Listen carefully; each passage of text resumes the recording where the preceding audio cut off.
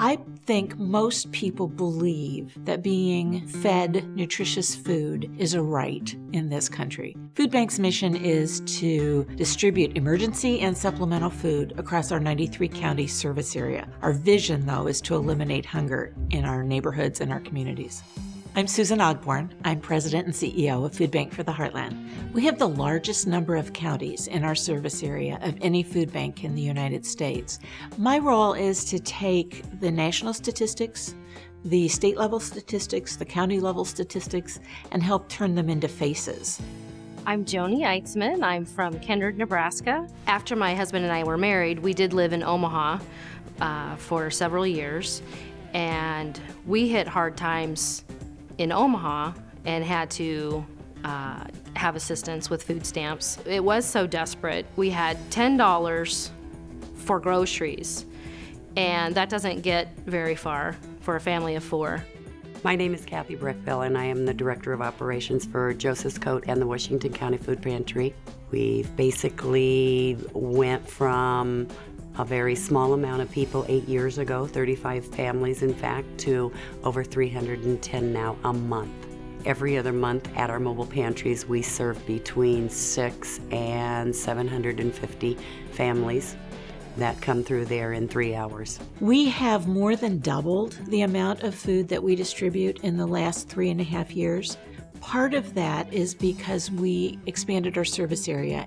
But the other thing, the part that's frankly far more troublesome, is the increase in people in every community that we have seen since the recession that began in 2007. We're seeing so many families who've never had to ask for help before kind of break down after 5 years of economic challenge and say, we need help.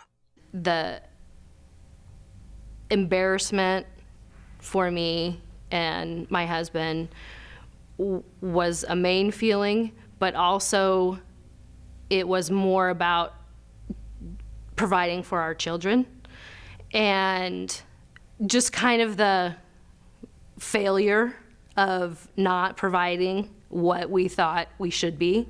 And when you can't hardly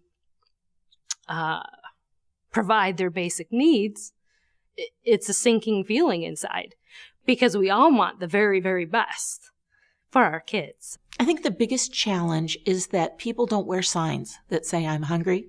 We want to respect people's dignity and privacy. We also want to get them the resources they deserve.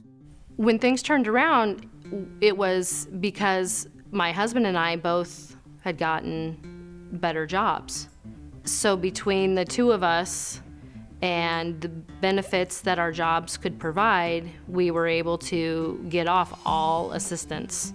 It's just wonderful to be looking forward, but remembering to look back, and that there are still people struggling just like we were 5 years ago. And so when we're able to help them, it's wonderful. We are learning to ask for money. We're Nebraskans. It's embarrassing. Nebraskans don't ask for money. but what we know is that we can buy 3 meals with $1. And while we will value every single can of green beans that's ever given to us, in reality, it's much more efficient for people to give us $1 and let us provide 3 meals. I don't see needs slowing down at all. In fact, these last 2 months since Christmas, we've had more new customers than we've had in 2 years. Our senior citizens, they are so grateful to use this pantry. They've got a choice. It's medication or food. We have $7,000 a month in our budget this year for purchasing food to be donated, given away. We need $70,000 a month going forward to meet the needs of the people that we've identified in our community. Why we need that large of an increase is because some of the traditional food donation sources are going away. For example, our retail manufacturing donors are getting much better at tightening up their supply chain, so they have less waste. Secondly, the government, the federal government, which is our second largest source of food, is working very hard to reduce people's tax levels and to reduce what is perceived as wasteful spending.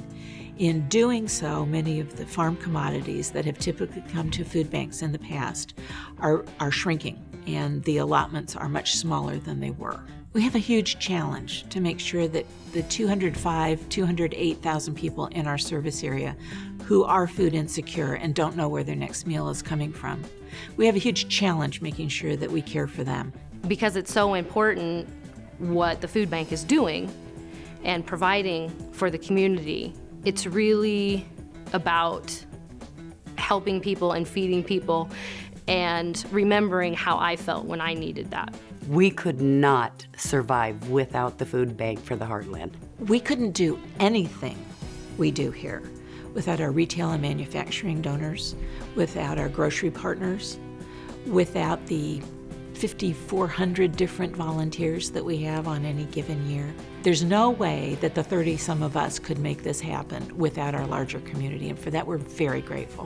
What we would like from you is to join our community, to join us by sharing your time as a volunteer, to share your talent with us in terms of helping us make connections across our service area, in terms of improving our processes and improving our efficiency, or thirdly, in terms of sharing your treasure, and that is your financial contributions to Food Bank for the Heartland.